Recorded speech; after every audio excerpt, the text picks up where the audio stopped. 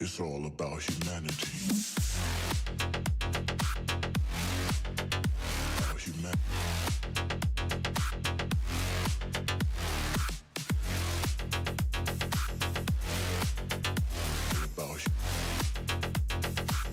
It's all about humanity. About humanity.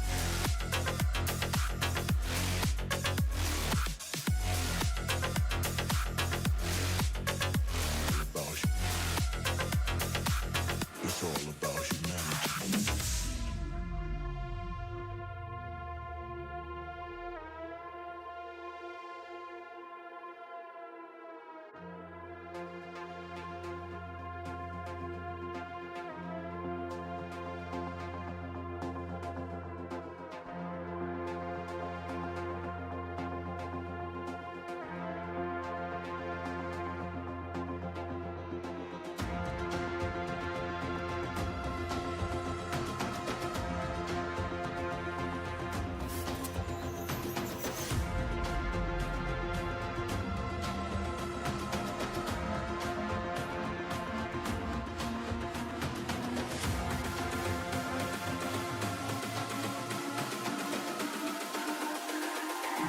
It's all about humanity. About humanity.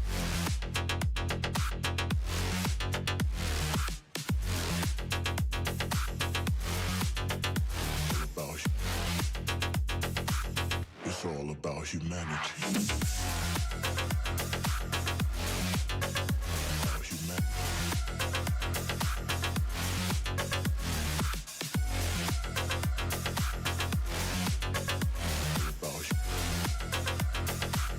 It's all about humanity.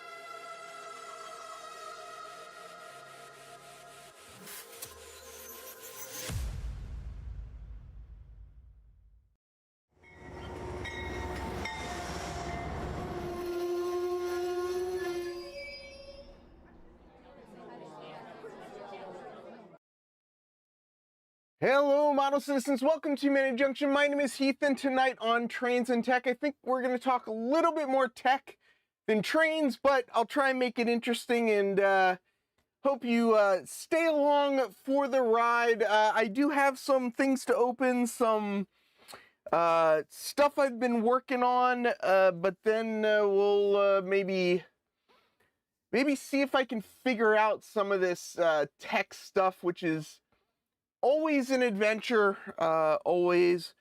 I do have to say, I have a poll running, and somebody has, well, the question of the poll is, do you ever look at a pile of stuff and not know what to do about it? And, well, it looks like now 2 people have said, no, I only have what I need. I want to know, who are the model railroaders that follow my channel that only have what they need? Because I just don't believe, if you're a model railroader, that would be the answer to that question. But yeah, John says that it's him. John, I mean, I guess I have to believe you, but I don't know. I can't believe you. Can't believe you don't have any stuff. Lots of stuff. Speaking about, you should never run with a poll. One of the first things I want to share is a little item that I purchased recently, and I think this has got to be the scariest tool I have ever purchased. And I own like a trim saw and a jigsaw. I even own a little trim router. But this tool, I think, tops the cake for scary tools.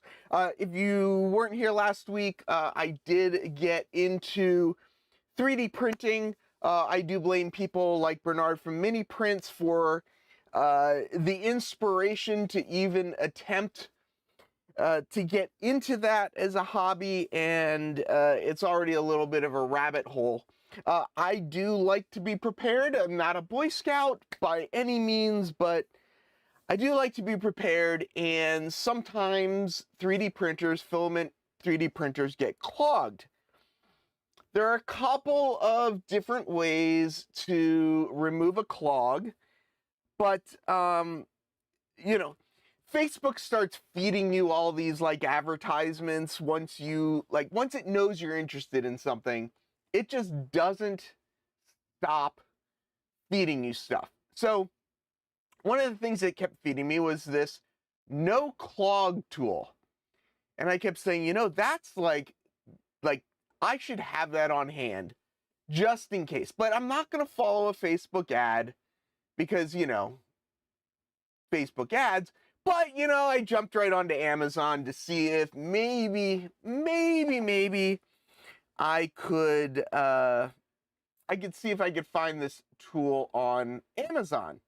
I do have an extra nozzle. I actually have one extra 0.4 because I have one in the machine. And then I did buy a 0.2 as well for when I start getting a little bit more adventurous. But when this tool arrived, I didn't quite expect exactly how scary this thing was going to be. So this right here is the Creality Clog Poke. And just as it, just as the name implies, if there's a clog, you use this tool to poke it. And let's open this tool up because I don't know what I was expecting. I guess I just imagined that if there was a tool like this, it would be made for dummies like me, and it might be a little bit safer of a tool, I guess you can say. But apparently I am opening the wrong end of the box, which might create other problems. But this is the tool. This is the Clog Poke tool. I don't know. So apparently this is the safety sleeve that you store it in so that you don't hurt yourself. But this is essentially a very long, very skinny, very sharp point, really, really long clog poke. And I pulled this thing out and I just kind of started laughing. I was like, there is no way that this is a safe tool that Amazon should be selling. I think it was like $15 or something like that. This is just not safe. Just not safe at all. I should not own this. But now that I do, see my poll question. I don't know what I'm going to do with it. I can't get rid of it because I might actually need it for something, but yeah, it's an interesting tool, and not the only thing I got from Facebook in the last week. So we'll got a couple of other packages we can open from Facebook, but I'll tell you, I don't think there's anything as exciting as a clog poke tool, and I am just gonna put that back in the box. I'm gonna throw it over there in the corner. We're just gonna pretend Hopefully I'll find it when I need it, but we're just going to pretend that it's not there. I have been, speaking about 3D printers, I have been printing some things out lately. One of them is a little modifier to the light that I have over here. I don't know if I like the new modifier or not. Essentially, it's a grid, so it sort of streamlines the beam of light. So if I step like slightly out of the light, I just go completely dark. So I don't know. I am not going to post an affiliate link to that tool. I think it is a little too scary for me to promote that. I'm kind of just joking, but I was shocked at the tool. Speaking about logos, you guys might notice I am wearing an Around the Layout t-shirt. Ray had some interesting guests on lately. Ray, I don't know if you want to tell everybody who your best guest of the last week was that was on your podcast, but feel free to promote it up there, and hopefully people will go listen to it and I don't know, maybe learn something. Who knows? So printing, as I, yes, Don Iris was on the podcast in the last week. I think Don probably paid you to say that, but yeah, he's one of the hosts. He was not one of the guests this past week, but you know, you can go listen to that one. You know, that was kind of an interesting one.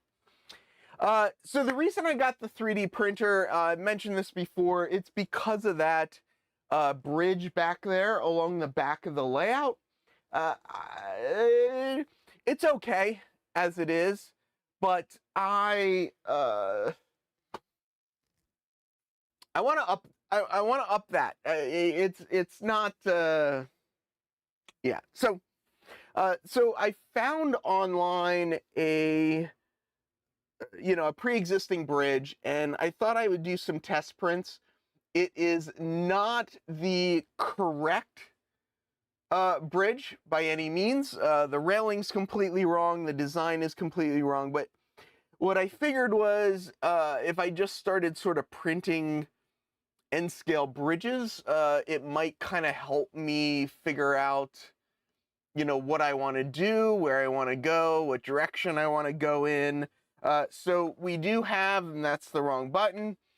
This is the bridge that I downloaded. It's a 1960s generic bridge. It's kind of similar to the Rick's bridge that I have back there. But it's not quite right for what I want. But I figured, again, for my testing, I thought it'll work. So I did a print of the bridge deck all as one piece, because that is one of the files that they offer, is that you can print it out as one piece. And because I am a responsible 3D printer, I turned on all of the supports. And what I realized was that when you turn on all the supports, it is going to fill things with supports, and when you go and try and rip the supports off, I was able to kind of get them off the sides, but I can't, I just couldn't get the supports off the bottom. So I learned already. Don't turn on a ton of supports, or at least modify it a little bit. But also, I'm not going to be able to print this in one piece. And I think that's okay. Like, I think printing it in multiple pieces is fine. I can just use some CA glue or whatever to put it together. But what I did do is I printed a version of it with all of the pieces separately. And the other thing that I did is, so this bridge is 2 cars wide, right? If we put this little Sprite truck on here, You can see there's plenty of room to go in both directions. And this is essentially a background element. So while it's nice to have it going in two directions, I kind of, in order to keep access keep access to the track that is below this, I wanted to make it skinnier. So when I did the next print, essentially I just cut the roadbed in half. So I printed out the railing separate, printed out the roadbed separate, printed out one of the supports separate. I did use the printing supports on this, so there are some edges that are not great. It's okay. It's definitely better. It's definitely going in the right direction.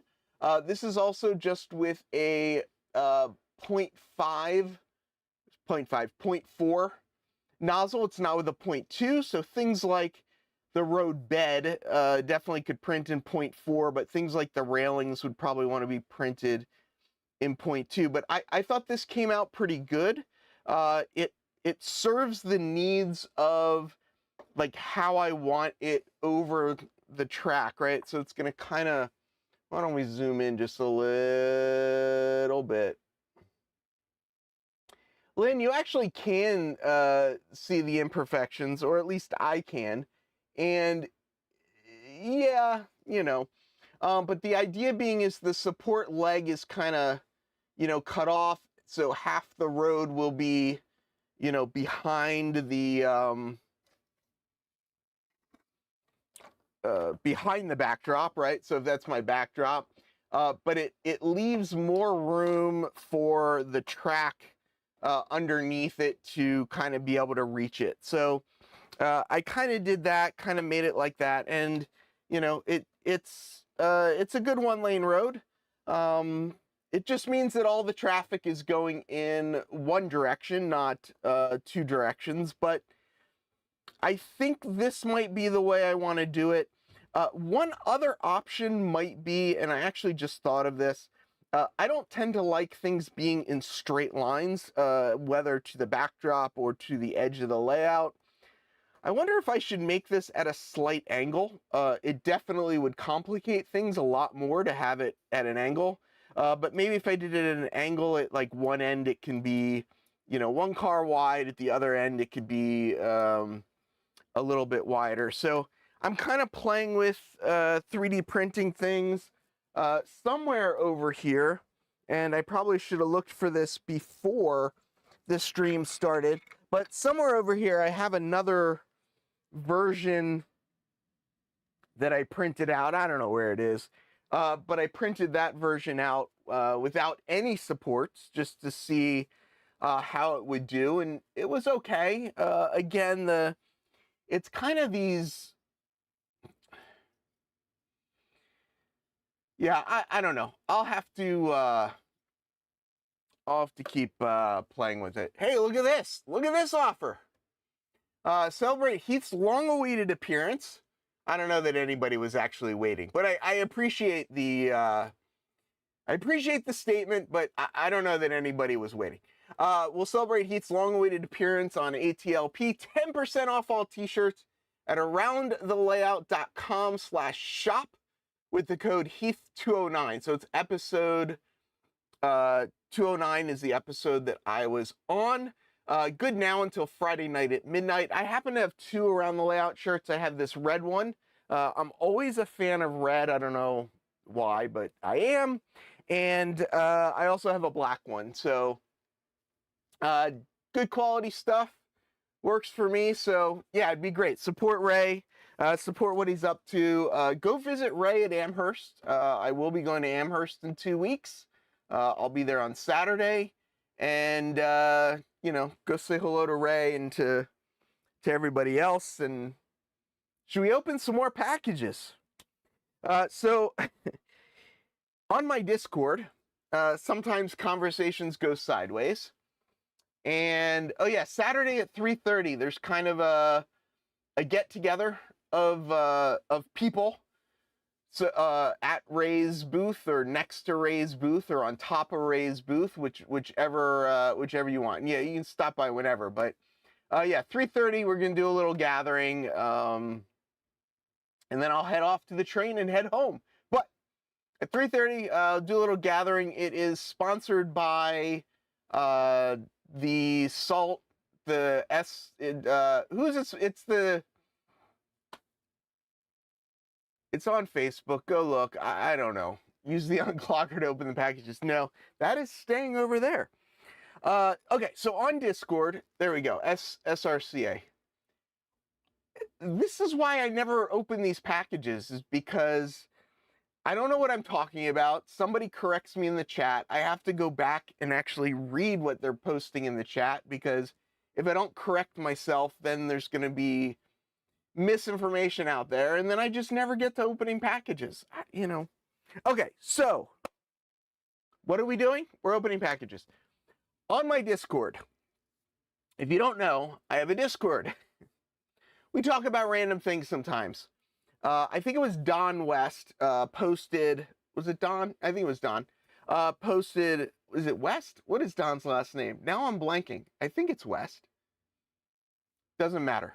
Don posted a picture. He went to his local Five and Dime and found some cars that were close to N scale.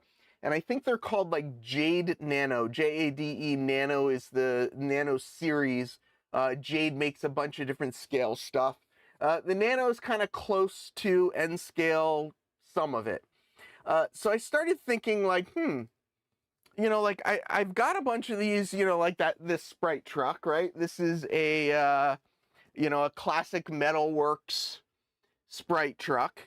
But like there's other stuff out there, and, you know, everybody's got these Sprite trucks on their layout because, well, you know, that's one of the few things that we made. So I got on Amazon. I was looking at some of the Jade Nano stuff. I wasn't sure that it fit my layout, but I was looking for other N-scale stuff, and I found a couple of N-scale things that I hadn't seen before.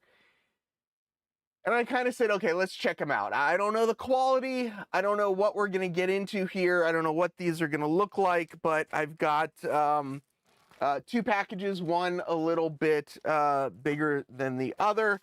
We'll start with the first one, which is very flat. When I get flat packages like this from Amazon, I always question, is there actually anything in it?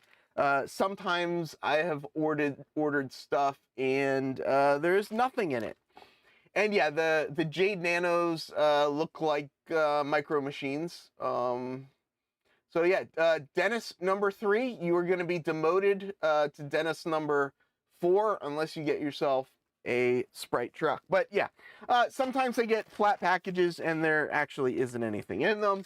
But I suspect I can just kind of feel what is in here, knowing what, oh, so this is, speaking of phones, who had Verizon issues today? It was the weirdest thing. Like, I was out on the street and I didn't have any Verizon service, and I was like, there's a lot less car traffic today. I wonder what is going on. And I realized a lot of people in New York take Ubers, and Uber, you know, Uber drivers connect to the Uber system with, you know, their Verizon, their cellular network. So I guess for like 4 hours today, there were no Ubers, or at least not a lot of Ubers, but it looks like it is back on. Looks like Verizon, I don't know, did whatever Verizon does and they're back up, but you know. Ray says new design in the ATLP store. Heath was on ATLP and all I got was 10% off this lousy t-shirt. If that t-shirt really is in the ATLP store, I need to get myself one of them. I didn't have an issue today with Verizon and in and out of the city. Lee, what you're in this city, aren't you? Have you come visit yet? Okay, so not an empty pouch. So this is what I got. I don't know. I think it was kind of neat. It is called Hot Hobby Roadscapes. Never heard of them before. Huh. See, now I'm thinking, Lee Neva, we met at West Island. I feel so bad. Like, I am sure when I see you, I will absolutely recognize you, but boy, my brain is not working right now.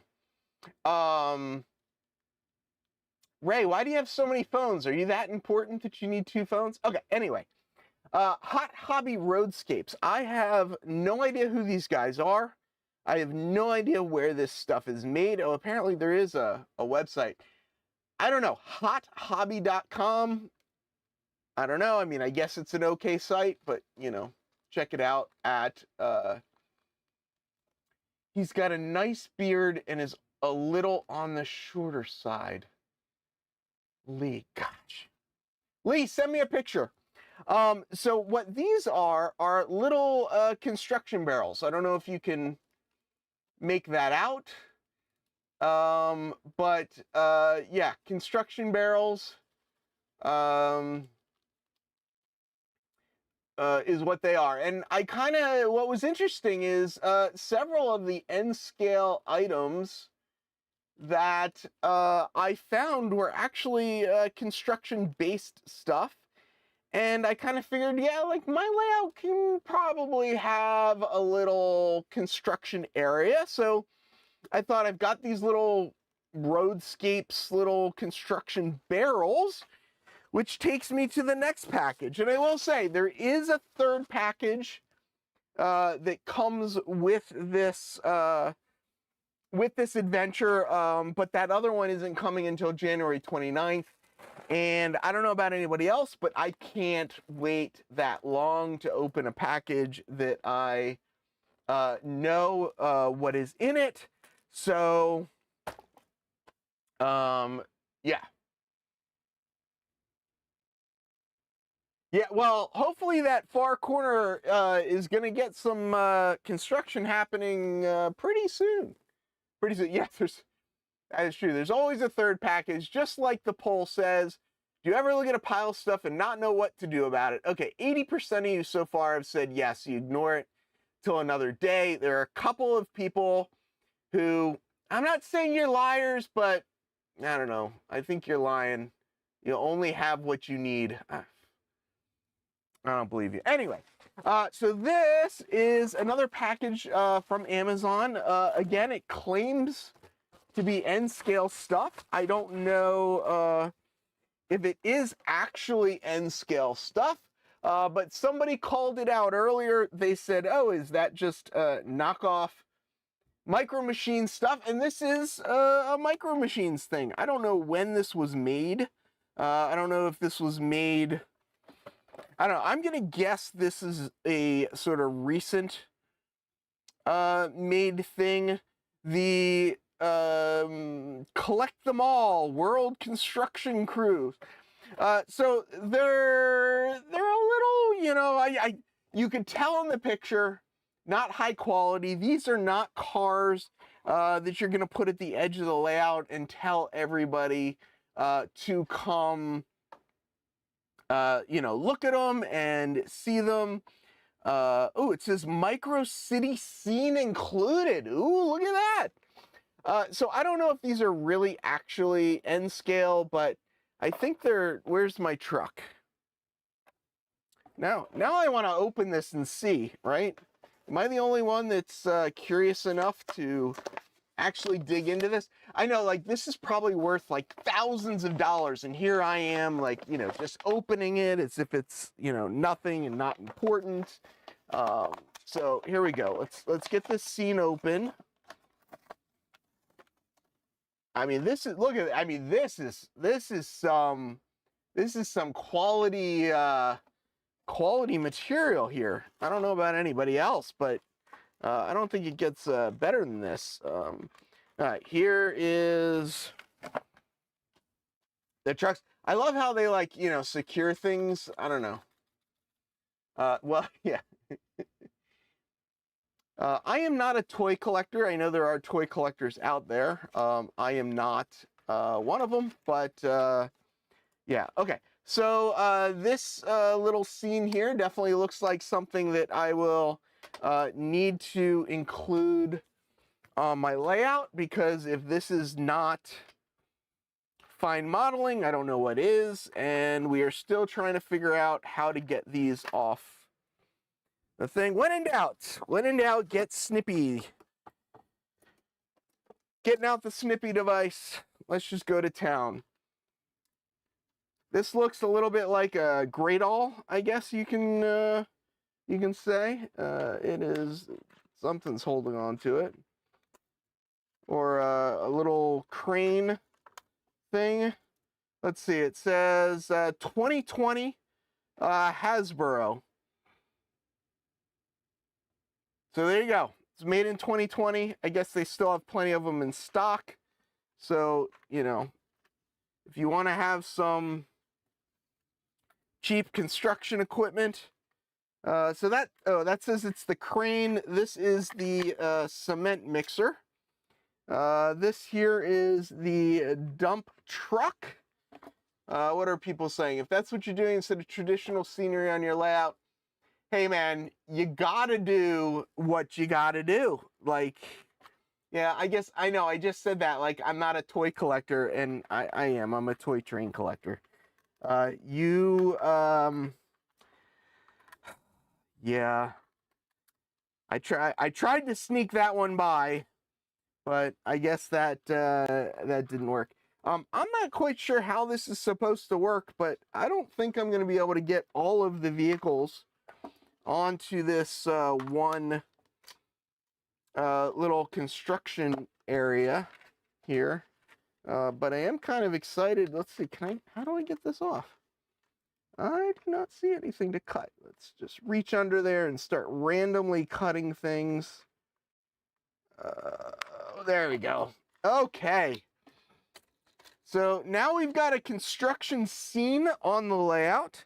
Right now it is just a part of my north yard, my interchange yard, but it is a construction scene. And I guess if we assume that the sprite truck is accurate, yeah, they're probably, the scale's, you know, off. It's a little closer, but yeah, isn't that the same thing? Isn't that the same thing? Yeah, I definitely have a plywood Eastern for the most part. I mean, you know, I'm getting little bits of scenery on it. You know, I've got some stuff down here that gives the impression of scenery, but yeah, I guess, you know, you look at the cabs of these and you can definitely tell that they are not of the same scale. You know, assuming this is correct, but you know, I think it's kind of close enough. You know, maybe we'll, you know, as Joey said, we'll go put them over in Manhattanville for now. And hopefully that area will have some construction going on over the next week or so. And in a couple weeks, hopefully we'll have something new to share back there. What did he say? I have gone through... Hey, Andy! I haven't seen Andy in a long time. I've gone through wanting to be a kid again, and I'm now in want to be 20 again mode. Yeah, I would not want to be a kid. I think 20 is probably... Nah, I think I'd want to be like 17. Because I feel like at 20, you've already made the choice, you've already made some life choices, and you're old enough at 20 that if you get in trouble, it sticks. Whereas when you're 17, you can still kind of like screw up and still, you know, if something goes wrong, something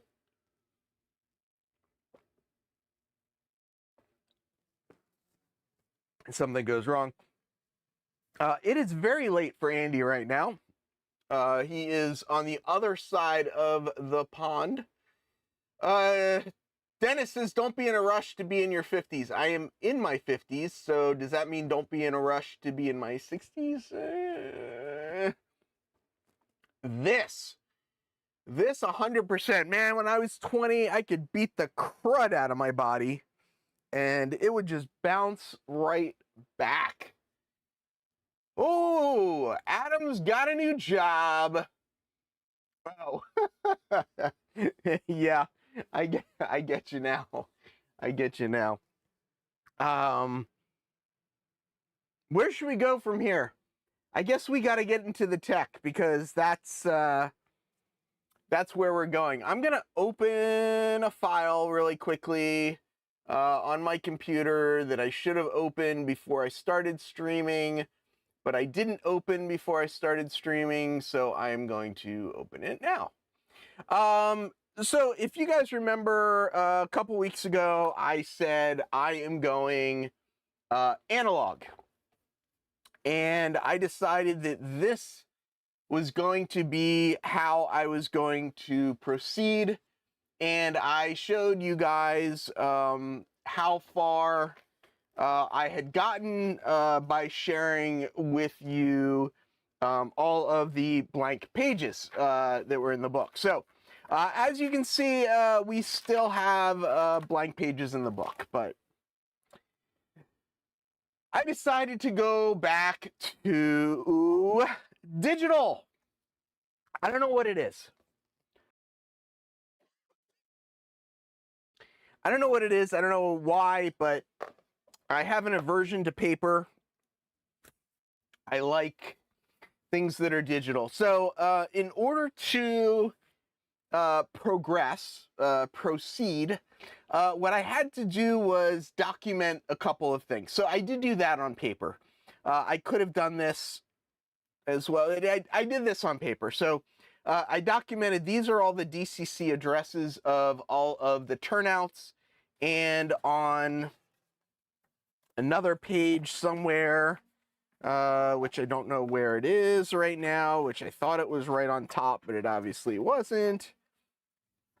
No rush, no pressure, no pressure. I think it's this one of these pages here. So I kind of like, these are sensors. Here we go. These are all of the occupancy zones. So, you know, like 23, 29, 30, 25, 24, 26. So what are we talking about here? I guess I realize I'm telling you what I did, but I'm not telling you, like, I completely lost you. I know I did. I know I did. I'm sorry. I started going on and I lost you. I know. Okay, let's come over here. So I've been working on signals. I got a couple signals actually on the layout. There's kind of some right down here, and I've got a couple signals going, but right now at this moment, the signals don't really do anything. And the next step to having the signals do something is that I have to kind of say, okay, like, you know, what is this signal protecting? Like, what turnouts, what tracks, what, you know, what various things are, you know, why is that signal there?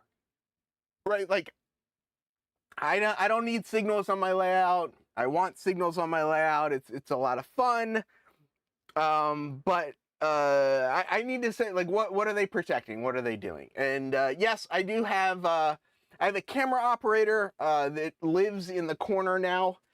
He kind of he's small enough that he sits in on the layout way back there, and when I need to move around the space, he just moves the camera and follows me along. So signaling, what we're talking about is signaling. I need to determine what each signal does and document that. And that's what I was going to do on paper, but I don't know. I couldn't do it. All right, someone go buy a t-shirt, 10% off. Just kidding. I don't know. It'll probably look like this. What does it say? Signaling. So what I did instead of doing it on paper is I created this fancy dancy spreadsheet. So this is, and I don't know where my cursor is. I've lost my cursor. Okay, there we go. So this here is the document you guys have seen. This is where all of the signals are located. I got some help from the people on Discord as to where to locate the signals. I got help from Dave Barraza on how to name the signals. So now I've got them named, I've got them positioned, I got some of them installed, some of them actually light up. Now, got to figure out what they do. So, I started making this little chart up, and it's mostly correct. Some of it doesn't need to be there, as I learned, but it's all there at the moment. So what I did is I said, okay, signal number SK28S. So I come back up here and say, okay, here's 28S. So if there is a train stopped here, the only place that that train can be given permission to go is basically to here, MV22S, right? So, so this top track here obviously connects to the top track here. So a train leaving 28S, if it got a clear signal, it would proceed across this turnout here. It would proceed past this signal. It would occupy this track. And when it got to MV22S, it would do whatever that signal said. Right? Easy enough. So what I have to do is I have to say, okay, signal SK28S. Everyone is saying beautiful Ray, great Ray. What did Ray do? Oh boy, I have to click on this link now, don't I? Oh man, did you really? What did you? Oh boy, hold on. Oh, that's not what I wanted to do. That's what I'm trying to do. Heath Tribute shirt from 2350, 100% unisex shirt, 100% cotton, sport gray is 9010, ash gray is 99.1, heather colors are 50. I don't know why I'm reading all that. Heath was on ATLP and all I got was 10% off this lousy t-shirt. Where's the logo? Oh, there you go. The logo's on the back. Okay. And just if anybody's wondering, yes, I was the model for this. This is me. You could tell it's me by the svelteness of gosh. Look at me smiling. Ooh, look at that pose right there. Isn't that is a quite the sporty pose. Okay, good. It goes up to 5XL, so I'll be able to find a size that fits me. It looks like I can select size but not color, so I don't know why it says it gives me the option of all these different colors if it looks like it's only in red. But yeah, Ray, I think I'm gonna have to buy a t-shirt. All right, hopefully I won't be the only person. So I'll have to remember what the discount code is because now I've already forgotten. I think it's human 209. Was that right? Okay, so back to this. I don't know what we're talking about anymore. All right, here we go. So first things first, right? So signal number SK28S routing to MV22S. Now, if signal number SK28S receives a request for a route, it needs to make sure that MV22N, MV24N, or SK26N have not already given permission to another train to occupy that same set of tracks, right? So SK28S is right here. We are going to go from here to MV22S. So the signals that could possibly also send a train onto this track are 26S, Oh wait. No, 26S will not, and I forgot why, but now I remember why. It's not 28S. It's 26N, it's 22N, and 24N. Is that what I have? 22N, 24N, and 26N. Yep, so that's what I have. So we're going to check all of those. Now, why do we not need to check 26S? Because before you can request a route, you have to set the turnout. So this turnout has to be set before you can check the route. So that is right here. SK27, which is this turnout right here, needs to be set to normal. There's the description. 1245 is the address of that in my command station and all that stuff. Okay, so as long as this is normal and you request a route here, then all you need to check are these. Now, the other thing that we're going to check is the detection for this turnout. So L1T 1245, the feedback on that turnout is L1S15. If it is not showing active, which means it is in the normal position, it'll be active, then this whole thing falls apart and you get a false reading and it exits and it won't let you set a clear signal. But let's say everything is good. You've checked all of your signals. There are no other routes. You've checked your turnout and the turnout is set in the correct position. The last thing I need to check is, well, is there another train on the tracks that I am about to send a train onto? So 29 is the detection for the turnout, and 30 is the detection for this piece of track. I do have all of my turnouts separately detected from all of my all of the other track, and I'm doing that so I can lock out the turnouts, right? So if a train is on detection 29, you will not be able to throw that turnout, and that's a bunch of different stuff. Andy says Manhattanville is going to get more complicated. Yeah, not for you, not really. All of this stuff, everything I'm talking about now, these are all things that are going to happen in the background. Oh, right, it's Heath 209, Heath 209, right. All of these things are going to happen in the background. They are going to be on my dispatchers panel, right? So my dispatchers panel basically is going to look something like this, but with, you know, other buttons and stuff like that. So, oh no, really? It wasn't me. Oh, hey, whoever just bought the shirt, thank you. Appreciate it. I have to get a sip so I can keep rambling. Oh, I got to open that up. My humidifier is back here humidifying. Okay, that's probably a bad spot for that next to the fridge. I just realized that. I got to find a spot for my dehumidifier, and I don't know where to put it, but if it's here, if it's out here, it sticks out too far. But if it's against the fridge, it's, I don't know. It's a problem. Anyway, okay, so what were we talking about signaling?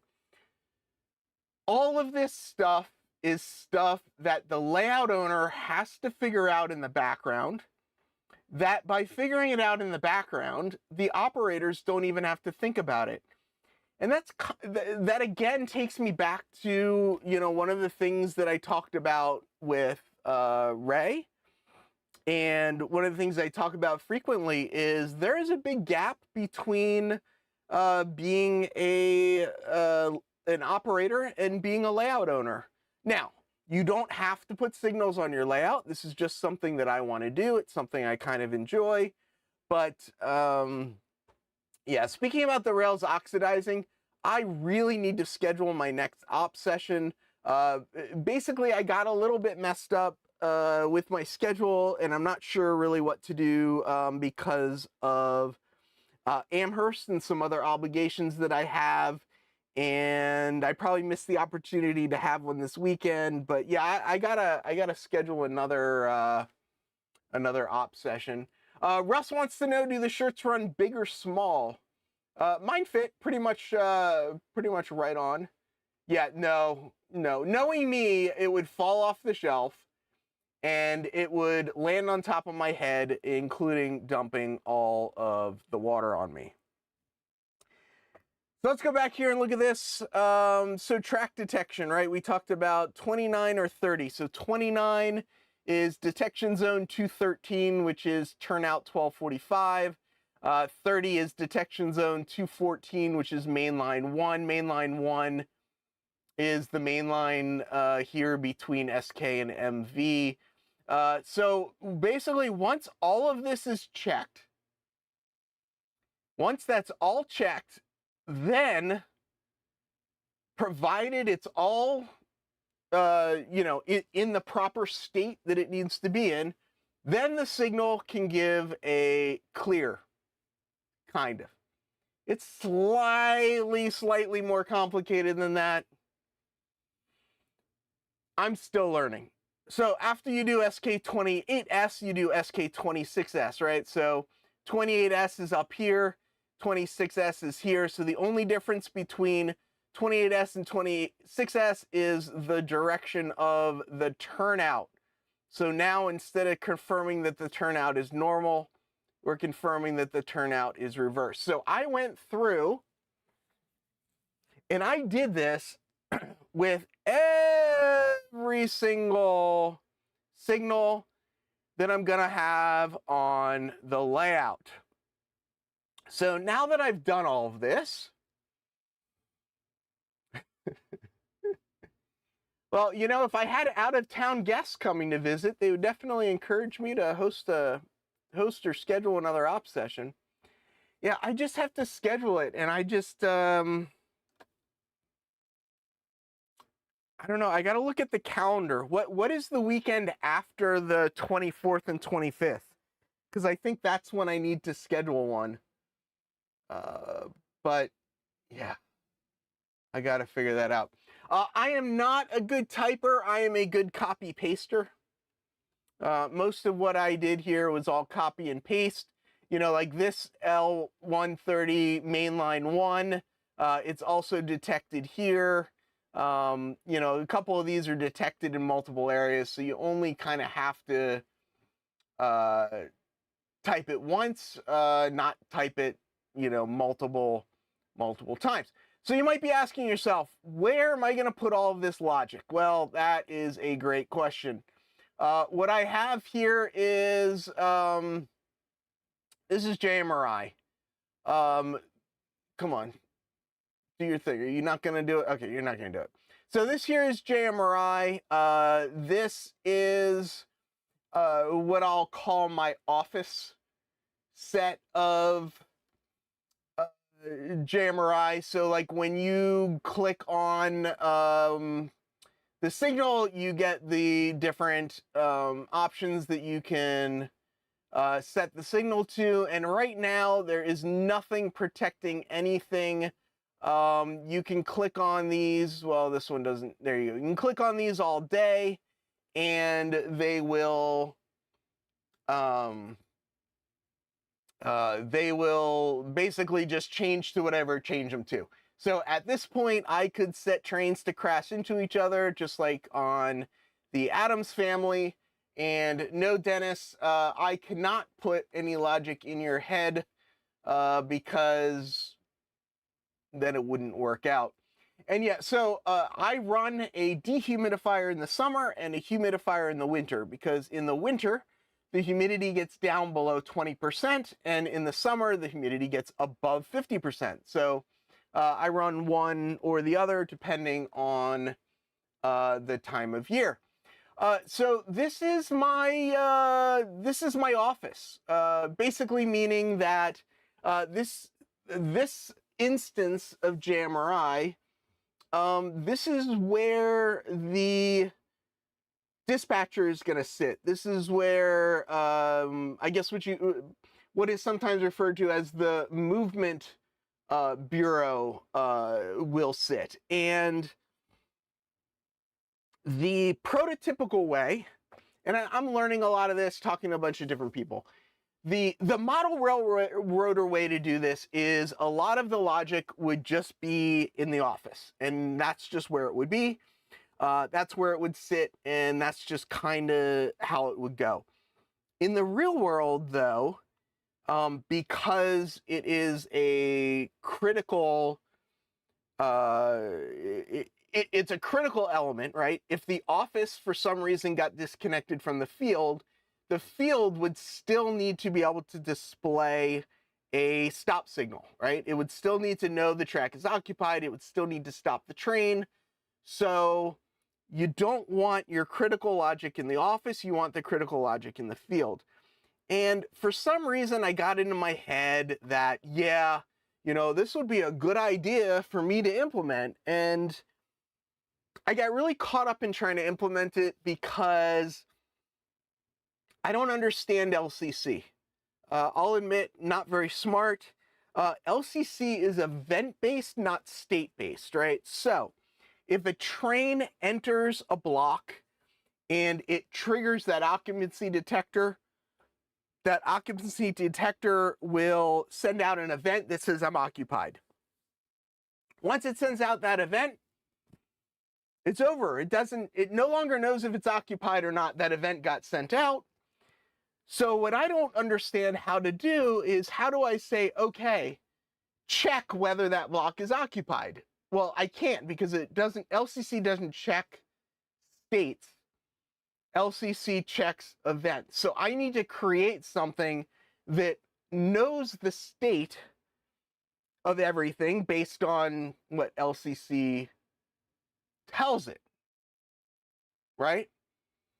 So it doesn't really work prototypically to use LCC in the field, because critical architecture in the field needs to be state-based, not event-based. So how am I going to solve that problem? Well, I had this brilliant idea to make things more complicated. I said, well, if I have an office version of JMRI, well, why don't I have an LCC node that is a JMRI version of the field? So I had this guy sitting in my closet.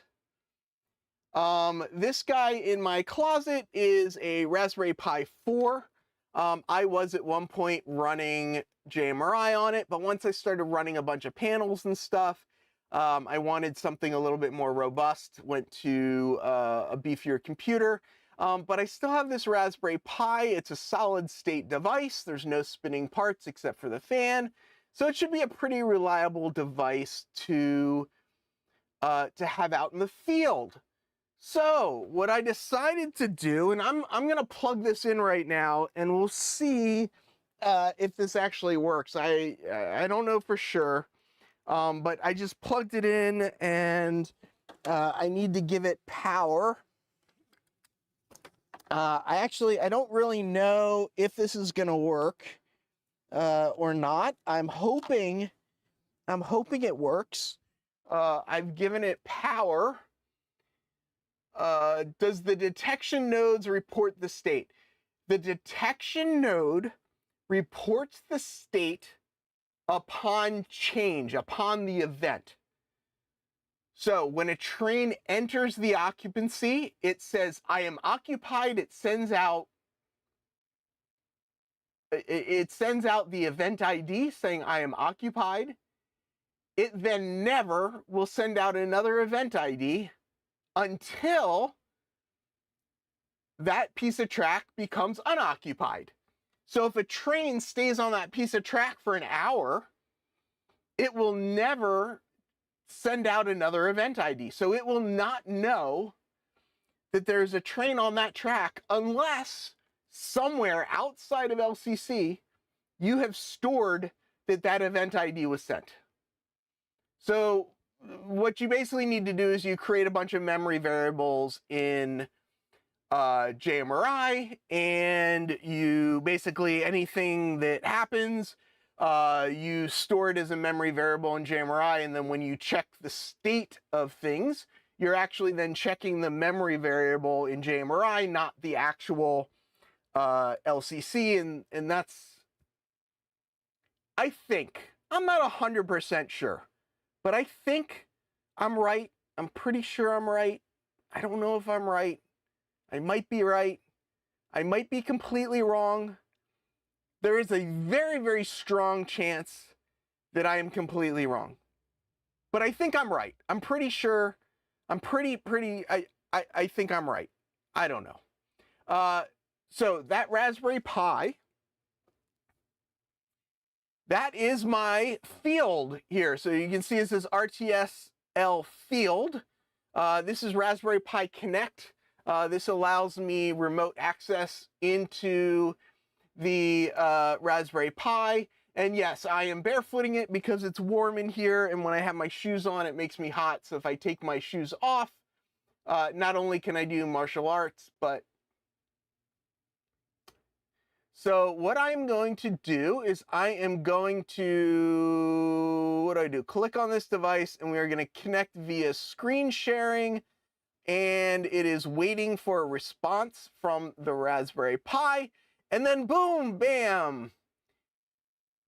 This is a second instance of JMRI. So this is my field logic. You probably can't see it, but it says active profile RTSL field logic. So this is going to be where all of the field logic resides. This is where all the memory variables are going to be stored as to the state of all of the sensors and the feedback and turnout position and everything that I need to do there. And then this is going to stay as my front office. So the next thing I need to do, for those of you that were playing along, is I need to take all of this and I need to put all of this into my field instance of JMRI so that all of the states are known and I can move on to the next step. I don't know. Yeah, it's a good thing I like this stuff, because if I didn't like this stuff, it would be tough. Like, I don't like scenery, right? Like you look at Rail Artist's layout, the scenery is stunning, the backdrop, the painting, like, it's just absolutely stunning. I could not stand spending the time that he has spent on the scenery and the painting of his layout. But I will spend hours underneath the layout doing all of this stuff. Yes, I will need both instances of JMRI to operate the layout with CTC. ABS, automatic block signaling, or APB, absolute, whatever the APB one is, I could run that, or I am going to set things up so that I can run that without the computer. But to run CTC, I will need both instances of JMRI running, which will allow Don, sitting in Florida, to be able to dispatch my layout. So, I was going to say something else.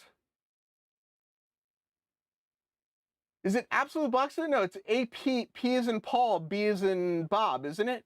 Absolute permissive block, I believe, is what it's called.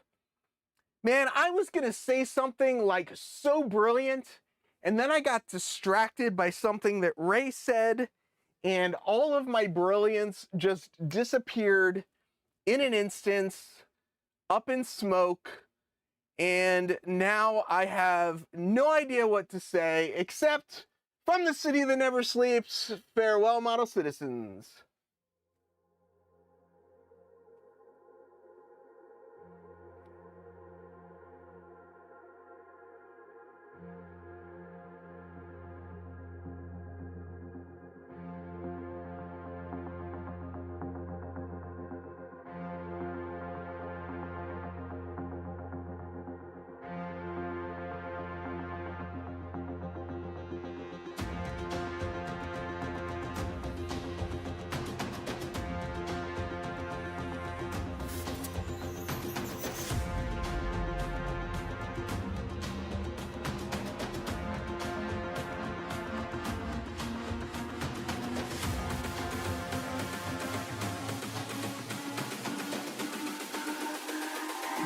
It's all about humanity. About humanity.